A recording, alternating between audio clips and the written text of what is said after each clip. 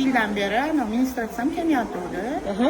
Mana keyin mana bu fevral oyida уже mana yanvar oyida aytgan keldida to'satdan. Sizga klinikasida bo'ldi. Da, bo'ldi уже boshlanuvdi.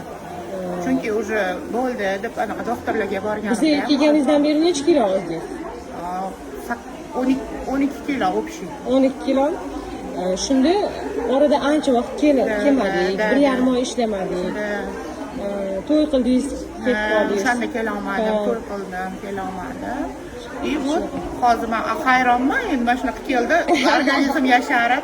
Organizm, ichki organizm yoshargan, matni yoshargan. Xo'jayinimga ham hazil huzur qilyapman, endi tug'ib berar ekanman.